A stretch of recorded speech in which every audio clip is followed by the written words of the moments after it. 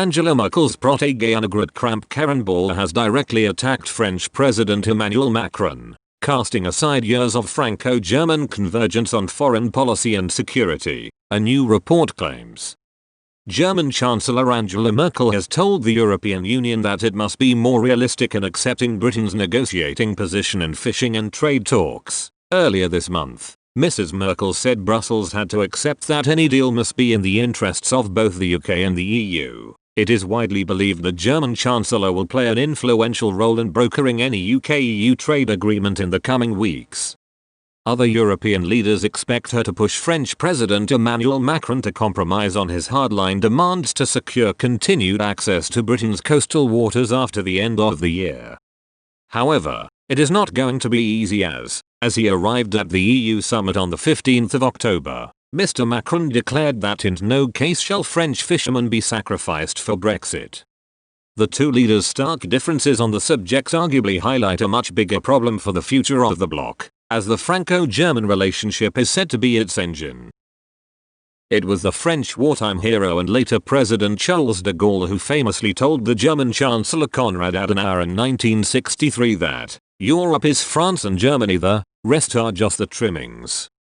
Moreover, in a recent report, the head of London-based think tank Euro-Intelligence Wolfgang Muncher argued years of Franco-German convergence on foreign policy and security might have also been recently cast aside. He wrote, Annegret Kramp-Karrenbauer, outgoing CDU chairwoman and German defense minister, expressed her hopes of a return to the good old days of the transatlantic relationship under Joe Biden. She did not mention his name in her article, but, on the eve of the US elections, her comments leave us with no other conclusion. On Monday, Ms. Kramp-Karrenbauer told redaction Snurtzwerk Deutschland, illusions of European strategic autonomy must come to an end. Europeans will not be able to replace America's crucial role as a security provider. According to Mr. Muncher, her claims were a direct attack on French President Emmanuel Macron, who has been calling for exactly that. He added, years of Franco-German convergence on foreign policy and security have essentially been cast aside by a sloppily argued op-ed. Yet, we are not surprised to read this. Mr. Muncher explained Germans cannot deal with the notion of strategic autonomy because it would require them to raise their defense spending and change their constitution, which gives the Bundestag veto rights over the deployment of troops, and take part in military campaigns that Germany would normally prefer not to get engaged in. He concluded, specifically, Ms. Kramp-Karrenbauer wants the US to keep the EU fully under its nuclear umbrella, which requires Europeans to accept US leadership as a quid pro quo. We have commented on this before, but Ms. Kramp-Karrenbauer is the most un-European Solander we ever came across. She is very much in contrast to Heiko Maas and Peter Altmaier, the other Solanders in the German cabinet.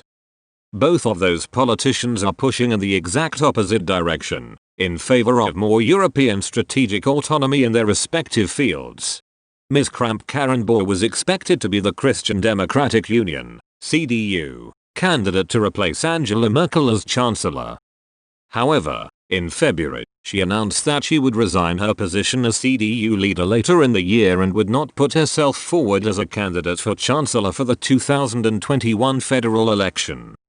While a split between France and Germany appears to be evident, in an exclusive interview with Daily Express, UKIP founder Alan Sked claimed Mrs. Merkel, alongside the French leader, might actually be plotting something quite radical for the future of the bloc. He said, Macron has been a great advocate for a federal Europe.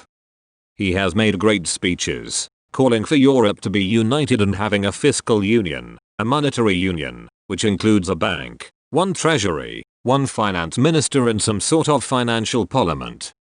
Merkel and the Germans don't actually believe in that, but Merkel is about to retire and the rumor is that she wants to have some kind of historical legacy because so far there is not very much she can claim as hers.